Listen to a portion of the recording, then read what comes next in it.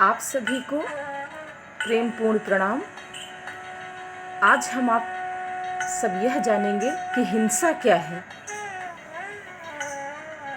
हिंसा का मतलब एक ऐसा चित्त जो लड़ने को आतुर है, ऐसा चित्त जिसका चित्त लड़ने में ही है, ऐसा चित्त जो बिना लड़े बेचैन हो जाएगा, ऐसा चित्त जो बिना किसी को चोट पहुंचाए, बिना किसी को दुख पहुंचाए सुख का अनुभव नहीं कर सकेगा।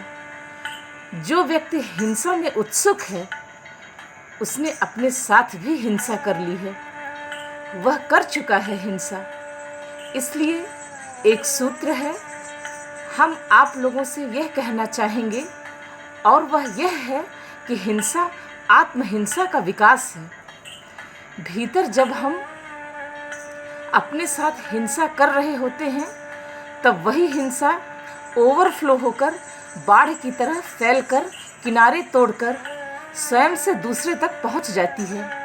इसलिए हिंसा कभी भी स्वस्थ नहीं हो सकता। उसके भीतर विसंगति, द्वंद्व, कॉन्फ्लिक्ट और संघर्ष होगा ही, वह अनिवार्यता है। जो दूसरों के साथ हिंसा करना चाहता है उसको अपने साथ बहुत पहले ही हिंसा कर लेनी पड़ेगी, वह पूर्व की तैयारी है। इसलिए हिंसा मेरे लिए अंतर्द्वंद है, दूसरों पर फैलकर दूसरों का दुख बनती है और अपने भीतर जब उसका बीज अंकुरित होता है और फैलता है तो स्वयं के लिए द्वंद्व और अंतर संघर्ष और अंतर पीड़ा बनती है। हिंसा अंतर असमंजस से अंतर विग्रह, अंतर कलह की स्थिति है।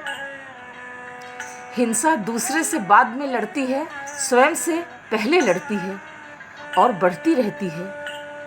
प्रत्येक हिंसक व्यक्ति अपने से लड़ रहा है और जो भीतर से लड़ रहा है वह स्वस्थ कभी भी नहीं हो सकता। इसलिए हमने कहा है हिंसा एक रोग है, एक बीमारी है। यही है असली हिंसा की पहचान। आपके मन का ही विकार आपको हिंसा की ओर ले जाता है। लगातार नकारात्मक विचार ही नए नए हिंसा को जन्म देता है और आप हिंसा के कारण ही खुद दुखी होते हैं और दूसरों को ही दुख देते हैं। आपके चित्त की अवस्था हिंसात्मक प्रवृत्ति की हो जाती है और आपका चित्त संतुलित नहीं रहता है। आप बहुत गहरे से बेहोशी में चले जाते हैं। आप ये भूल जाते हैं कि आप मनुष्य बनकर इस धरती पर क्यों आए हैं। आप अपनी मनुष्यता को छोड़कर पशु प्रवृत्ति हो जाती है जो हर पल हिंसा करने को आतुर है। अंत में आप सबसे निवेदन है कि अपनी पशुता का त्याग करके और हिंसा से वंचित होकर मनुष्यता की ओर अग्रसर हों।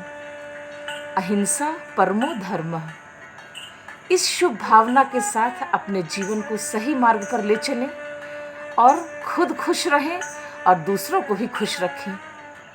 ध्यान से जुड़ें और मन को स्वस्थ रखें। आज के लिए बस इतना ही।